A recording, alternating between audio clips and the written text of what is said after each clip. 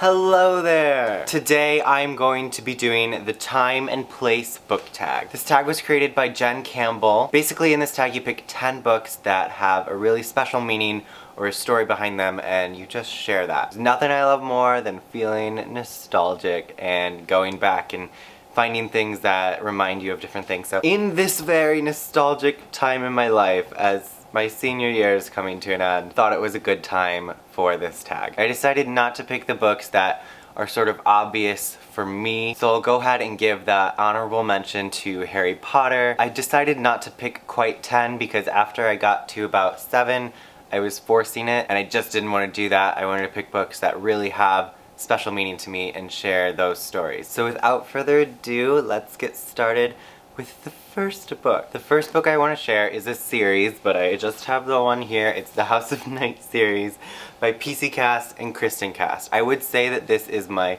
guilty pleasure series, but I have no shame. I'm pretty sure the series is over now, but I didn't read the last 4 or 5. When I started reading these books, I was in 6th grade. I was homeschooled, so this was a time in my life where I was really reading all the time. I was only homeschooled for this 1 year. I would finish my schoolwork at noon or 1 o'clock every day because when you're homeschooled, you don't have to worry about everyone else finishing their assignments. So when you're done, you're done.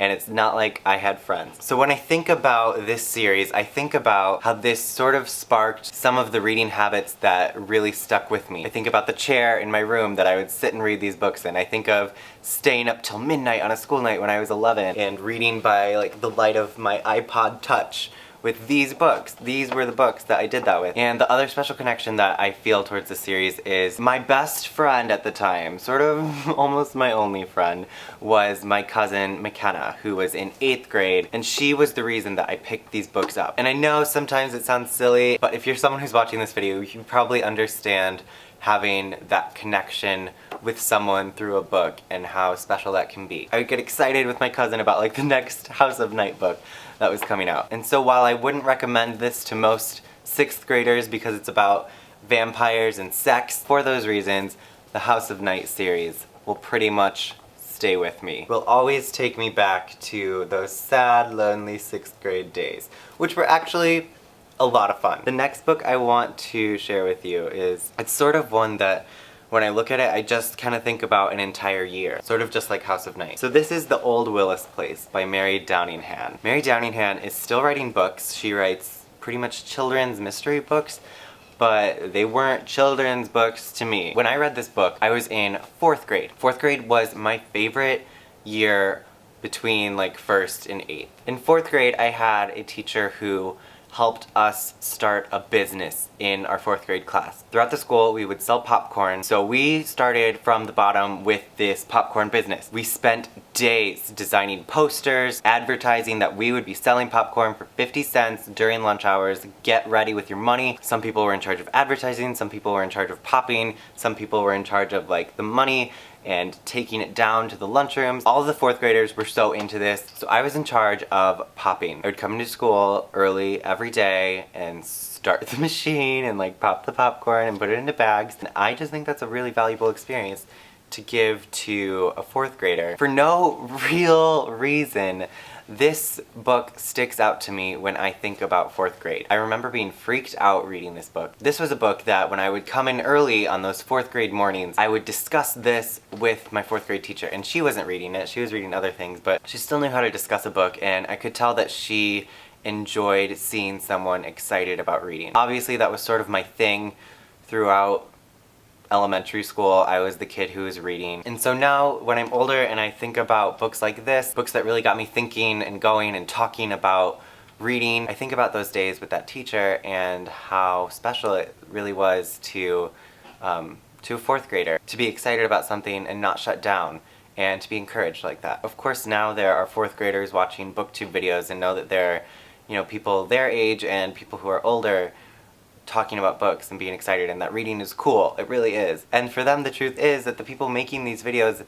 didn't always have that person when they were growing up, and that's why we make videos, really. The next book I have is one that's not gonna surprise anyone, but I just have to give it this honorable mention. This is The Perks of Being a Wallflower by Stephen Chbosky. When I read this at the beginning of my freshman year, I knew that this was gonna be a book that stuck with me. Throughout high school, if you were to ask me what my favorite book was, this was going to be the answer. It was Perks of Being a Wallflower every time. The connection that I and so many others felt to this book is really special, I think. I was lucky enough to see the movie when I was a freshman because that was when it was coming out. This was really prominent in the YA world. It has really been interesting to see how much of a freaking Charlie I was and how much of a Patrick I am, like, with my friends now. And so rereading this book and revisiting it, I really just want to make a whole video about this book. So that's all I'm going to say about this. This next one is something that I almost didn't even pick up. So this is Now You See Her, and it's by James Patterson and Michael Ledwidge, but mostly James Patterson. And by that I mean James Patterson wrote the first 2 pages and said, hey, finish this. This was the first book that I ever reviewed as a booktuber. How crazy is that? I was in 8th grade, it was September. I had made a book haul before that, so I had a few subscribers and I was starting to make some friends in the community. So when I think about this book, I think about myself as a 13-year-old starting to make booktube videos. But I also think about the time reading this book. I read this book really quickly. I just remember that I was on a little mini vacation with my family. We were in Michigan and we would just like pretty much go to the beach every day. So I would take this book to the beach and I would stay up all night and read it. I had my flip cam and I had my book. I was vlogging the vacation on like my old channel. And my cousins were there, my uncle and aunt were there, and of course my parents and my brother. What a year that was. I think about coming home from school and not having any extracurriculars or rehearsals or anything to be at, and I would either be reading or I'd be in this room setting up my flip camera with like my crooked glasses, and I don't know, it's just something that I attached to this book. I don't really remember most of this book itself, but the time that I was reading it. But the last book I want to mention is The Shack by William P. Young. I just remember when I decided to read this book. I was on a weekend trip to Colorado with my family.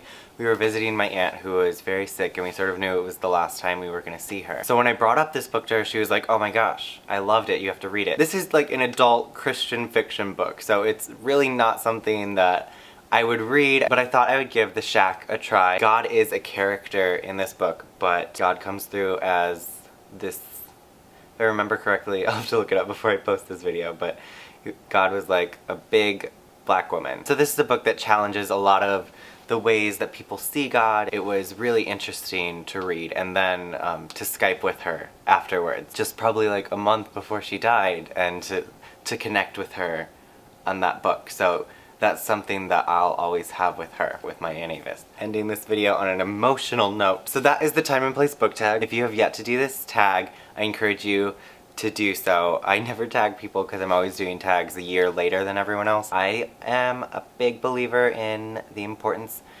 of feeling nostalgic sometimes. I do it a lot, actually. So that's all I have for this video. Thanks for watching, and I will see you guys very soon. Goodbye!